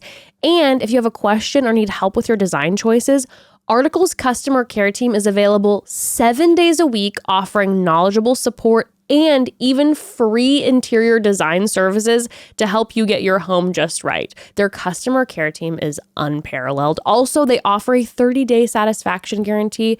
It just simply does not get better. Article is offering our listeners $50 off your first purchase of $100 or more. To claim, visit article.com/momdad and the discount will automatically be applied at checkout. That's article.com/momdad for $50 off your first purchase of $100 or more. All right, now we come to America voting. Yeah. That wildfire pit scene. So America has been voting for its favorite girl and its favorite boy, and the bottom three women and the bottom three men who receive the least amount of favorite votes are going to be up for. One of them will be up for elimination, but By the three the Islanders, by the yes. Islanders. So. First, we end up having the bottom three girls, which end up being Iris, Amaya, and Hannah, which makes sense Not to me. shocking, It's yeah. the three newest. It's the three most recent bombshells in the villa. America doesn't know them quite as well. And the bottom three boys end up being Jeremiah, Pepe, and Austin. A little shocking it was shocking on the Jeremiah side. I was shocked. Debatable, at least. I was shocked because I feel like America really does not like Ace. They find him to be diabolical and the Godfather. And I was pretty convinced that Ace was going to be in the bonnet. That would be. But I guess I get it. Jeremiah's been in enough drama, and it's debatable whether some people like him or don't like him. So I guess you could, it would. Yeah, both sides weren't like what. Yeah, but. Now, the safe Islanders have to decide which girl and which boy they're going to dump from the villa. The girls choose the girl to go home. The boys choose the boy who's going to go home. Yeah. And this was a shocker to me because the women say they went with someone who put themselves out there and went for the full experience. Why are you dumping the person who put themselves out there and went for the full experience? multiple guys. It's like Multiple guys now kind of connecting with someone deeply. It's a little bit like, what? I was bewildered that it wasn't Iris that they sent home just because they don't know It Iris. felt like it should have been Iris first, then Amaya, then Hannah. Correct. It's a little bit strange. Like you could argue that like Iris hasn't had enough of a chance, but I hate to say it, but like Amaya is the clear go home in my mind because it's like she tried multiple guys. It's been like I don't want to say but no. Again, it isn't like because of my personal feelings. It's just like you know she's been through three guys that have rejected her, and it's like at this point it's like you tried. You've been here long. You know what I mean? And it's just not working out. Cool, let her go. But to kick off the girl who's had multiple and then has someone. That was just strange to me. The only thing that I was thinking is that maybe the women thought that the men would send Pepe home because he's the most recent to the villa. So they're like, well, Hannah and Pepe will go home together. That's the only thing that I could figure why they made that decision because them saying, and then when Shelley was talking with Ace later where she was saying, yeah, we felt like Hannah really gave a go at it. She had been chatting it up, but she had gotten serious with two guys and hadn't been exploring. And I'm like, what is the damn thing with exploring? She's locked in with somebody. Why are people being punished for locking in with a couple? Who else is there to explore too? If they would have said, you know what, we don't feel like Hannah's genuine because she was fully locked in with Charlie and then five minutes later is fully locked in with Pepe, I'd get that. Yeah. I'd be like, all right, understood. I did not get this at all. I was shocked. Hannah is wailing, crying. That's what she does. This woman cries. She lets it rip. Like I've never seen when someone Charlie cry went home, before. Wail cry. When this happened, wail cry. And the men are shocked. They're rattled. They're kind of like, rattled. What? And her response is she goes, what the fuck? Yeah, I think she was shocked too. Like she was confused. Was it was another one of those like Jeremiah confusion thing where she's just kind of going like, wait, these other two girls don't have connections and I'm going home. This is so well, it would also just feel really personal because I'd be like, I've been in here longer than Iris, and I also feel like I have a connection, and I've spent more time with you all personally. It would feel personal. Yeah, I felt it. I think both her and Jeremiah going home was it felt personal. Yeah, because I felt like they were close to everyone in the villa, and they had made connections. So it was just kind of like you're keeping the people that don't. You know what I mean? Like. Austin still floundering, Amaya still floundering, Iris trying but hasn't really locked anything in yet. And then who's the other and then Pepe? You're kind of like Pepe's new, So you're kind of like, but he's making a strong connection. Okay. But it was so weird to like not, I mean, realistically, it was so weird to not send Amaya and Austin home. It was just like, they've tried multiple times. It has not worked out. The boys. They've been here the longest. Like, how is that? That's so when weird. it's the men's decision to go, they said Taylor stood up and said, looking at the bigger picture, seeing what America sees. It's nothing personal. So they then are doing the whole angle where they're like, well, Jeremiah's in the bottom, so maybe America's seeing something we're not seeing, which of course is now they kept saying it's not personal, it's not personal. Enforcing what Huda's like, that's right. I knew America was protecting me and da-da-da-da-da-da. But again, like just echoing what you said, why are you not sending Austin home? Austin literally is talking to all of you about how Amaya's driving him crazy. Shelly and him didn't work out. Why is Austin still here? And you're going to send home Jeremiah, who just locked in with the new bombshell. And a few days ago, you kept Huda because you said she deserves a shot at love. Yes, you're absolutely right. You're just saying same logic. So you're just saying Jeremiah doesn't deserve a shot at love, but you're going to let Huda stay around for a shot at love? Again, understanding, I would get it if they would have sent Huda home and then sent Jeremiah home and been like, your guys' energy in this villa, it's not for us. We're scared that we're going to have a repeat of what happened with you and Huda. We don't want Huda or Jeremiah in the villa again. Then I'd be like, okay, I get the process of how they're feeling in this villa, but to keep Huda, say she deserves a chance at love, and then to get rid of Jeremiah because he's now locking it in with a bombshell, unbelievable. Also crazy for Huda to not fight for Hannah and be like, I know, I'm sorry, they all agreed I didn't want it. For Huda to like agree, that was fucking crazy. It would have been... That was wild. It would have been the best thing that Huda could have done to win the favor of America would be to have stood up in this moment and been like, everybody, please. I know I'm not in the bottom. I'm sending myself home. You keep Jeremiah, like, please. Do something, like, make a move to be like, Hannah needs to stay. I'll self-sacrifice myself.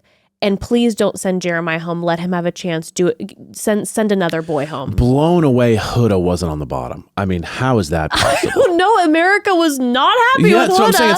It's not like, you know, it's a niche view to be like, Huda seems to have a problem. It's like, after all that, Huda's not in the bottom three. I was blown away. I'm thinking like just mathematically, you know, the new Amaya, Hannah, and Iris are the new girls, so people aren't as passionately voting for them. So there could be stands versus antis, yeah. So there's more people who are going to be voting for, like, the Shellys, Cierras, and Olandrias, and then maybe people who are, like, Huda stands voting for her, but not thinking to vote as their favorite for one of the new three girls. So, like, that's kind of what I... But anyway, they go home. It was a blockbuster. And it was wild. And Hannah and Jeremiah are both clearly very unhappy at their quote unquote friends in the villa, which I would be super betrayed, pissed. super confused. You could see them both blindsided. Both were so blindsided. To me, this is worst case scenario, to be told that I'm one of America's least favorites and then have my friends vote me off. Like, that is a 1-2 punch. That's a right hook and a left hook. I can't come back from that. I am forever traumatized by that. And especially as a people pleaser. And you also just told Huda that, like, she's right through all those moves. Truly? Huda Max with her best friend's guy, steals him for a chat without her telling, blows up, crashes out, then stays alive while they both go home. It's rough out there. It's rough out there. Well, after this wild elimination, the next day, they're told that they're going to have a kissing competition, and all the boys lined up. It was a great way to do it. It was such a fun way to do it. They have the boys put blindfolds on and noise-canceling headphones where they're playing music in their headphones, making them stand in the sun, by the way, for probably about 5 hours straight as they do the transition. You even heard Austin be like, can we play a different song? I can't listen to the same song. They're just burning. Yeah. They're just burning alive in the sun.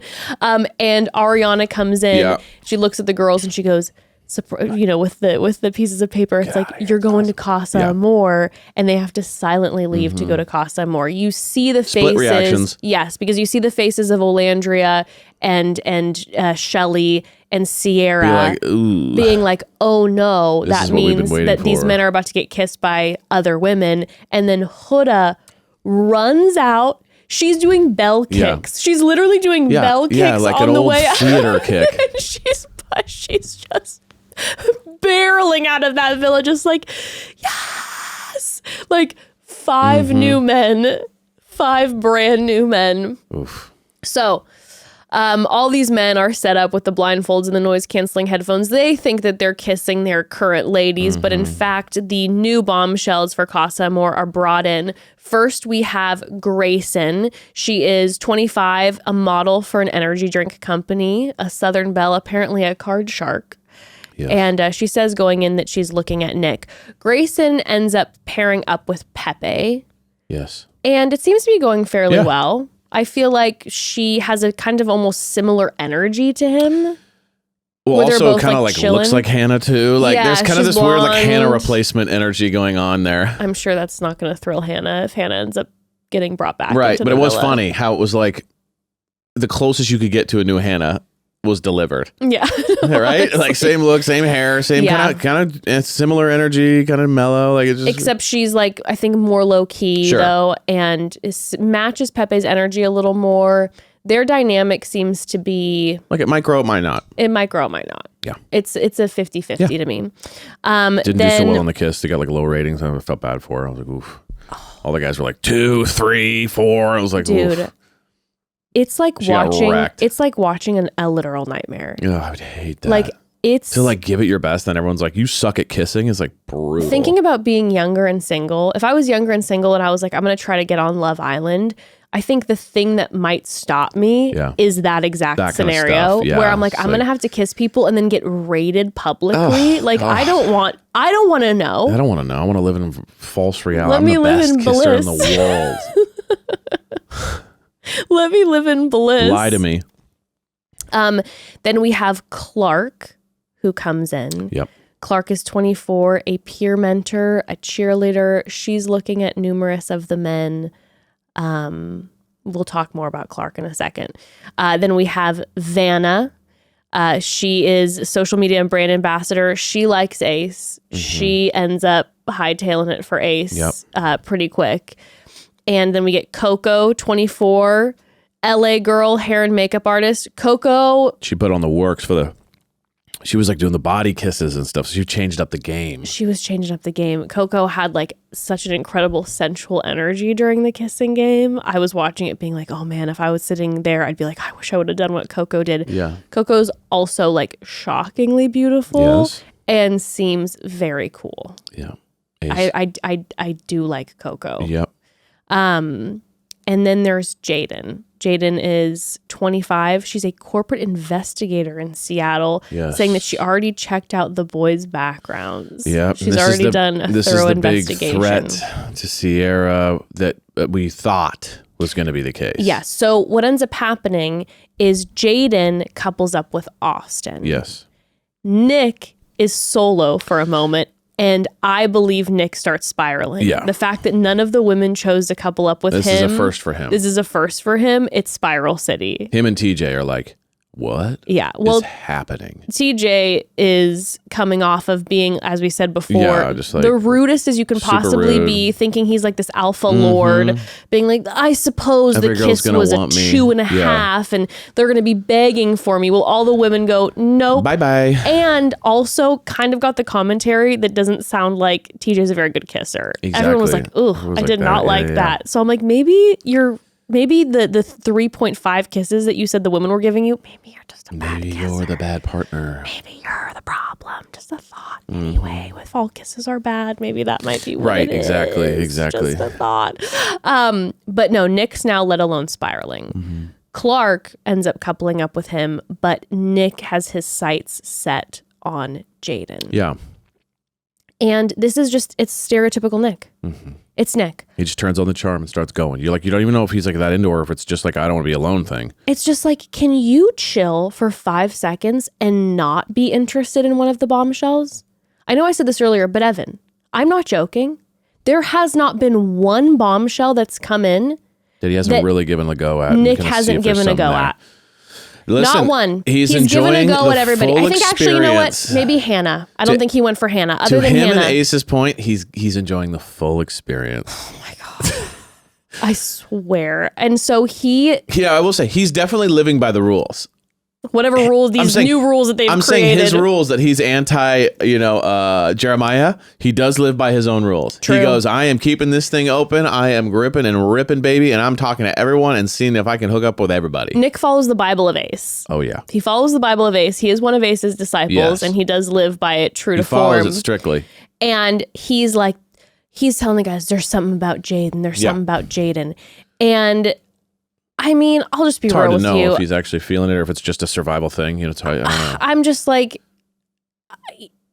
he just puts it out so hard. He sits down with her and it feels just to me, even beyond a survival thing, like a competition thing, because I gotta get her to like me. His feelings are hurt that she chose Austin over him. And 100%. So now he's putting on the charm hard. He's like, you're the one. I looked at you right away. I saw you right away. You're the one, and going for her hard. And Austin is like panicking because he's like, I actually really like her. Yep. And Austin and Jaden actually make way more sense to me than Nick and Jaden do. Austin and Jaden kind of have a similar energy. Yeah. It's like she's the really smart version of him because she's this like investigator and is doing all this research on people, but she almost even sounds like Austin. Yes. Where she's like, I don't know, man. Did you see that grasshopper, man? That bounced so high, man. And you're like, and he's just like, I know. You want to see another photo of a bug that I got? And they're kind of in their own world. Which I found very interesting, though, when Cierra then was talking to the other bombshell guy. I forgot his name. Elan, where like she was like, I'm having a hard time keeping up with him. He's a really smart guy, like in a good way. And it kind of makes me doubt a little bit of like, Nick doesn't really have that same type of like intellectual spunk. No. So it was interesting because both of them felt a little like, whoa, dude. And then it kind of made me feel like, oh, maybe Cierra does need a little bit like more intellectual conversation there. It was interesting. I would agree. That they kind of were like, whoa, and then the other two were like super intellectual. I don't know. Interesting. I would agree. Notice there. So the other drama that's going on with the men is that Taylor ends up getting picked by both Clark and Coco. So he's got two options. And he really hasn't had much temptation this whole show. No. So now we're really seeing him be pushed. And family. And it was kind of vibing not so epic. It was vibing towards him being very open. He legitimately, like the second that he started talking to Coco, he was like, I'm like looking starry-eyed into her eyes. And I don't feel like we've seen Taylor be like that, where he's like, oh my God, she's amazing. And so he's all smitten kitten with Coco. And then he starts talking to Clark and he talks to her for hours. And he's like, I don't feel like I've had that connection like this. So now he's leaning towards Clark, but at the same time, he's open to Coco and Clark. And when Coco even brings up to Taylor, like, so what are you thinking about Olandria? Like, how are you feeling about your current connection? And Taylor's like, yeah, I've been with her since day one, but it would be disrespectful. Dude, Nick and Taylor both said this, such bullshit. It would be disrespectful to not really commit to fully dating you. I'm like, what is these created rules of disrespect? You know what you can do that's respectful? You can treat someone who comes in. You can treat two people nicely at the same time. You can treat someone who comes in with kindness and decency and have great conversation with them and be very nice and open to being a nice human being without having intentions to date or flirt. You can be open, have nice conversation, and you can even be even more wonderful by communicating with them. Hey, you know what? I think I'm pretty locked in with my partner. So that's that. But let's get to know each other, just as two people getting to know each other. Alandria did that. Alandria said, hey, I'm open, but we're definitely like a really serious exactly and feeling. like what Alandria did by being kind and getting to know Basically, somebody. All the ladies have done it. But this idea it's all the guys of like, are like, listen, I'm not trying to disrespect you. It's going to be so it's going to be so disrespectful if I don't make out with her because like she put herself out here, so like that would be disrespectful if I didn't just start fully dating her. It's also interesting too because at the end of the episode when they voted everyone off, or that whole thing went down. Like Taylor hadn't even decided between the two because when Coco got up for Ace, he was a little bit like, oh, okay. Yeah. So he was kind of like almost like hoping for one, maybe Coco. And then like, I couldn't tell if one was a backup. I couldn't tell, but it was like, he definitely wasn't like, duh. And let me tell you, it was like they're both very strong And let me options. tell you what's pissing me off. You know what I didn't hear from Taylor is after Nick gets voted off, there's no concern for 2 seconds about what if Olandria got voted off. He was just like, why are we not talking about what's happening to your woman on the other side at Casa Amor? Are you not concerned about her at all? Or are you just fully now focused on the 2 women who are in front of you? Also, we got Ace saying, I miss Shelly. We don't want to have Taylor going, I'm missing Olandria. So he's on my shit list right now a little bit. He's on the edge. He better not fuck this up. I'm going to tell you something right now. Taylor, you and I already talked about this before. I said, if you hurt this woman, I will turn so fast on you because you already were giving a queen bare minimum, okay? The queen deserved a hell of a lot more than you were giving, but because she's like so into you and because you two have a cute, sweet dynamic, I was like, okay, we'll stand. But now, not so much. So unless you don't end up doing anything with these women and go running to Olandria, you find out that she got kicked off and you will self-eliminate, my respect will be restored. My respect will be restored if you're like, I'm self-eliminating because Olandria is gone. Otherwise, nah. Yep. I'm pissed. I'm pissed. So after these men are coupled up, Ariana has told them, hey, Casa Amor is very different. You're now single. You're in new couples, which is insane, which I understand the producers are a little bit like, let's shake it up. Well, maybe. it's also like there are no real solid couples going into Casa Amor, which is like unheard of at this point. So we're going to try something new. And I don't like what they did. I really don't. I wish they would have stuck to sometimes what's not broke, don't fix it, okay? Right. And that's kind of what happened with this. I felt like, if anything, it's like if there's a bunch of solid couples, that's when you pull this move. Sure, to like make it all sure. Because you want to like blow the whole shit up. Because you're like, because it can like the seasons can be boring where you're like, oh, we're losing all the edge. There's no steam fun. Is gone. Let's blow this whole shit wide open. But if everyone's like cusping on something good, there's no reason to blow it up. Actually, just bringing in new options is enough. That's what I'm saying. If you would have just done classic Casa Amor, where the 5 women come in and they all kind of get to know each other and not have to immediately pair up, and then an elimination, like what are they thinking? Yeah, it was just a weird way to like. We actually need more couples. We need people locked in more. We love Casa Amor. Everybody waits for Casa Amor. Like don't change it. It's good. What it is beautiful already. Well, okay. They put a lot of stress in there. Now I got to find someone because I don't want to go home. Versus like, oh, I don't know. You're a surprise to me. Let's see what happens. And I don't feel like we're organically getting to know the new Bombshells because they're just forced into couples right away. Also, the couple thing now makes I got to go talk to someone else. I know.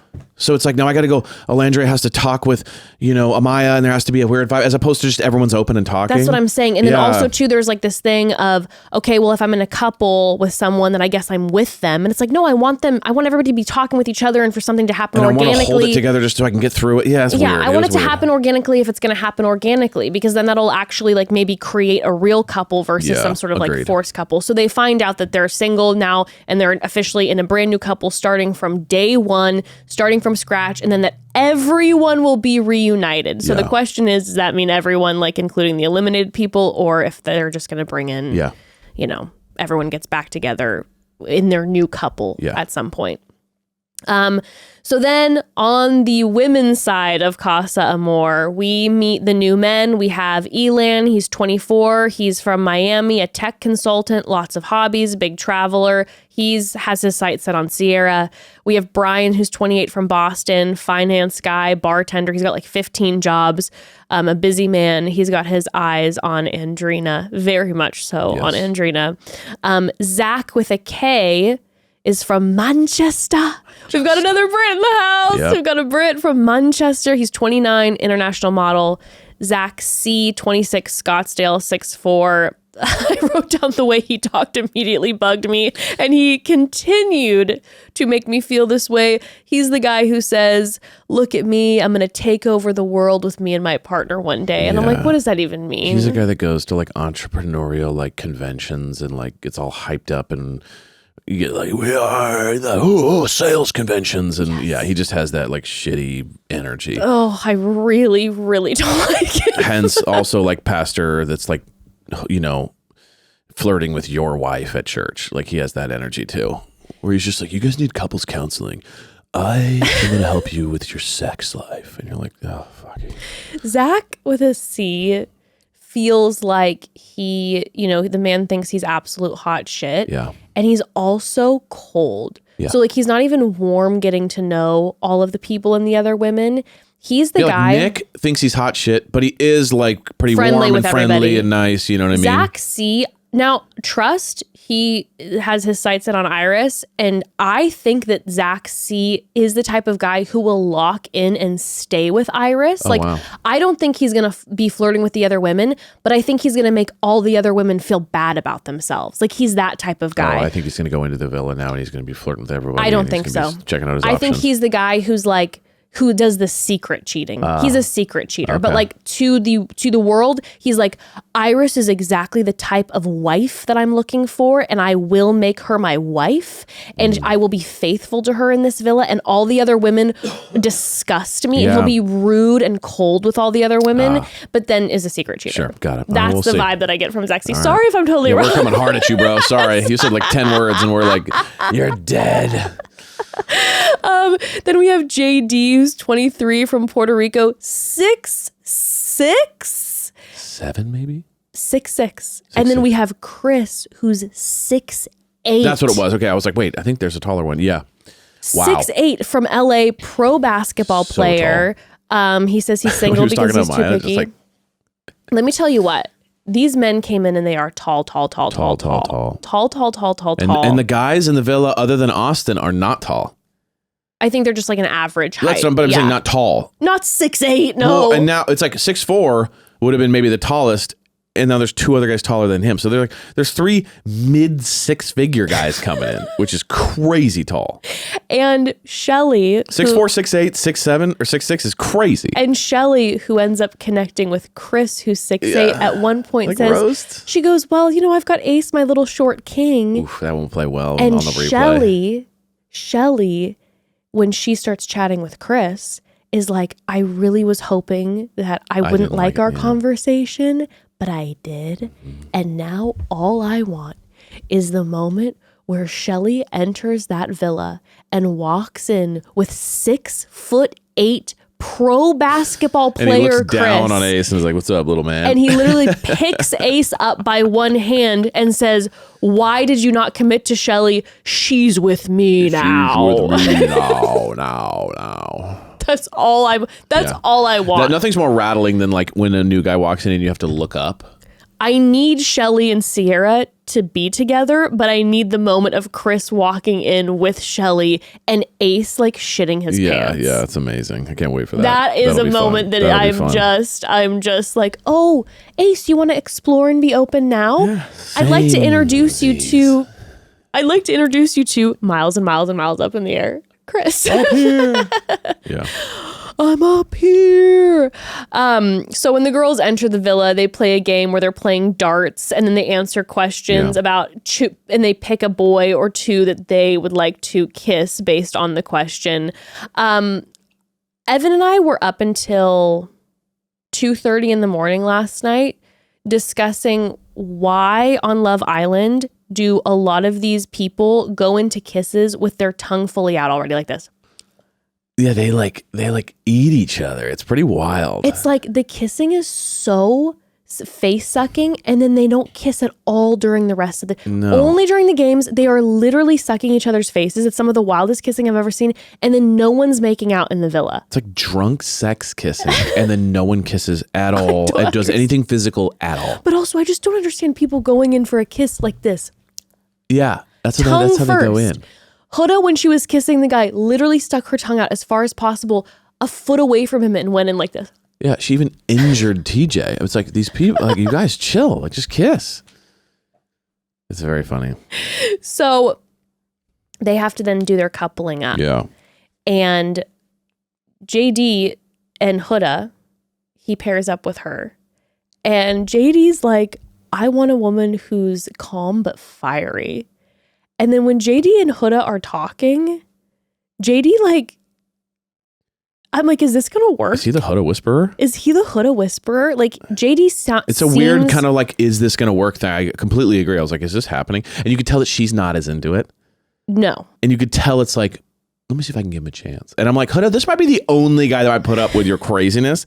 He's tall and very good looking. You need to really be open to this because he just seems like the sweetest man. Very cool. So far, I'm like the way that he was interacting with Huda, he's so when smiley. Amaya pulled him, he was like, he could barely get a word in, and he was just super sweet. And then she started crying, and Yeah, he's like, I see you. Yeah. And he's like, it's okay, you don't have to He's apologize very about cool. crying. He's probably my favorite. JD is, when I said earlier, like you can't include the new Bombshells. Yeah. If we could include, JD would be JD my has top great right energy, now. great energy. JD just seems like such a sweetheart, but I also fear for him Yes. that Hurricane Huda might hit, that he Yes. might get locked on, and we might have a repeat of whatever happened Yeah. before. But he seems very much into her. I agree. And I feels like, can you imagine Huda ends up winning this? Huda and JD That'd win. be insane. Cierra and Elan couple up. Yeah. Like you mentioned before in conversations, Cierra is like, he intellectually is kind of a match for me. Physically not that different from Nick too. They kind of have a similar look. They kind of have a Model-esque similar curly vibe. hair vibe going on. And she's like, I have to keep up with him in conversation. When we saw them talking, he does seem like an extremely intellectual guy. The conversation was going really deep, which Cierra always goes really deep in conversation too. I feel like this is going to be more of a friend match. Okay. Versus a love match. I don't know. I feel like she's so locked in on fear for Nick and fear of that situation. She's not opening herself up. I think if she gets open, there's a real possibility there. Maybe. That's what I feel. Maybe. Yeah, I don't know. I just feel like they might be too similar. Got it. I don't know. But Cierra's struggling. Yeah. Sierra's really struggling in Casa Amor. Rattled. It's the first time we ever see Cierra really break down. She's crying. She's kind of panicking. She's thinking about Nick.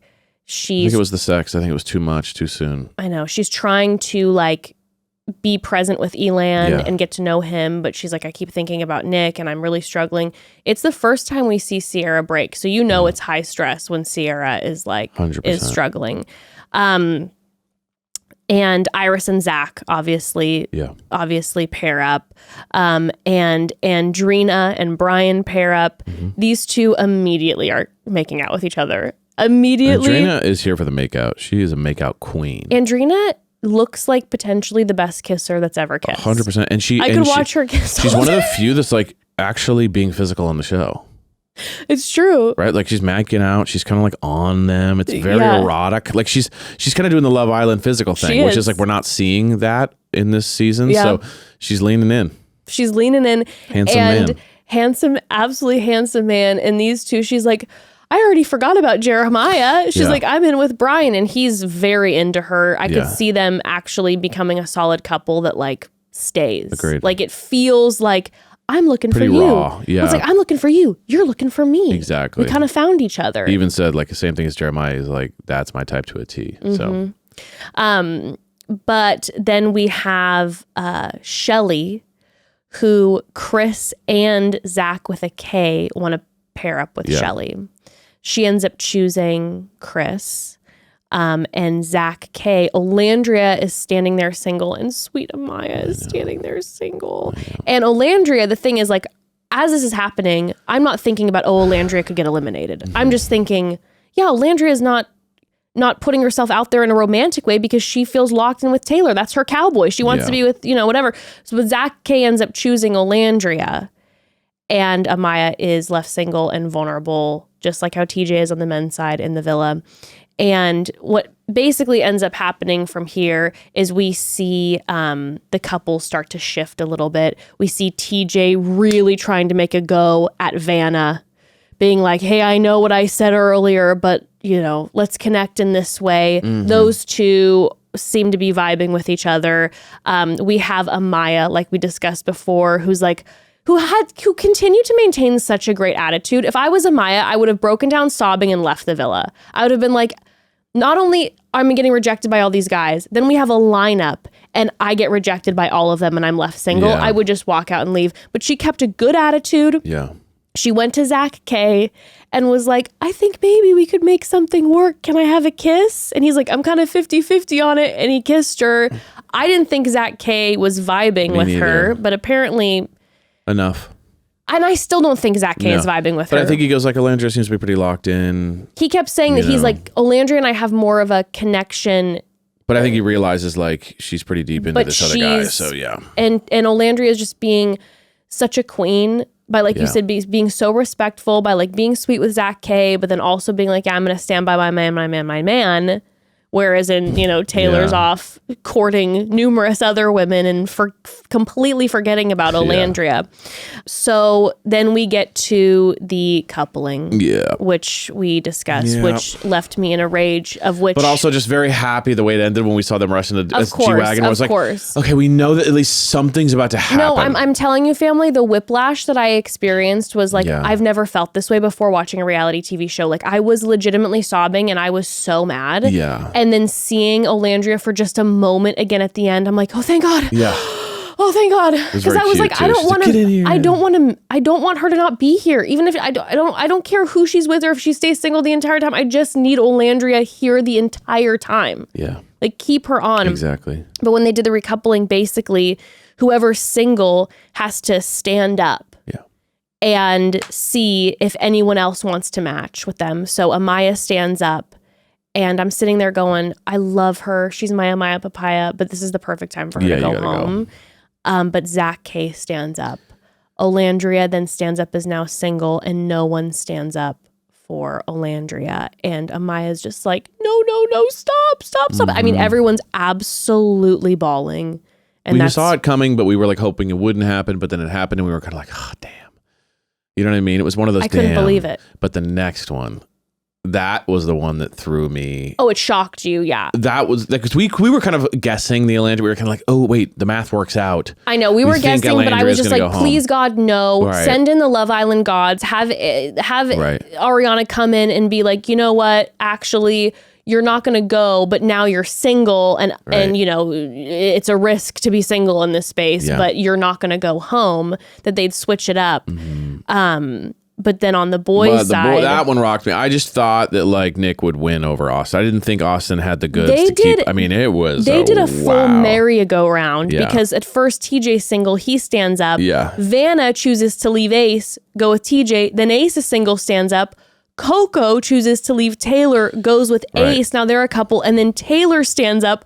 Clark leaves Nick and then stands with Taylor, and then Nick is standing up, and I'm like, Jaden will go with Nick. Well, it was like we all knew the vibes before, like the merry-go-round. We were like, we kind of have seen that. We get it. We've seen who's talking to who. But when she didn't get up and stayed with Austin, I was like, is there a mistake? Did they get it wrong? Like, I thought it too. Blown away. I think probably what's going on, because I think Jaden is more into Nick than she's into Austin. But Jaden's also a literal investigator. She's like, and that's a smart woman.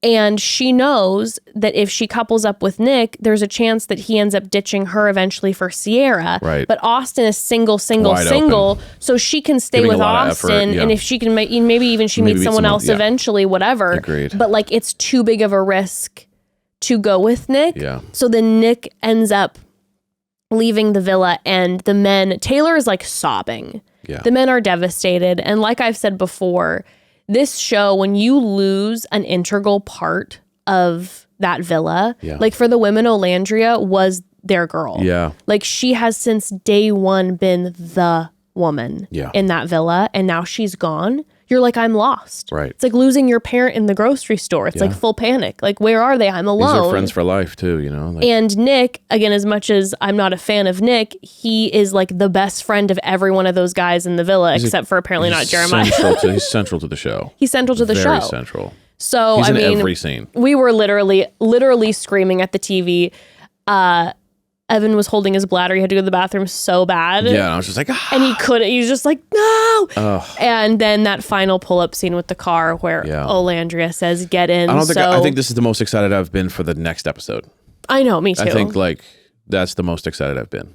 I got to see kind of how people discover this, what happens, the whole thing. I'm really excited. They took us on a wild ride, and I say fuck you to the Love Island producers, because that was horrific. And I feel traumatized. And how dare you even consider removing Olandria and allow even like the removal of Hannah and Jeremiah. I mean, it's just absolute madness and chaos, and they better have a master plan. Yeah. Like, they better have been collecting the people who are dumped and are truly bringing them back in, because we're not happy. Yeah. Bring them back. Do something.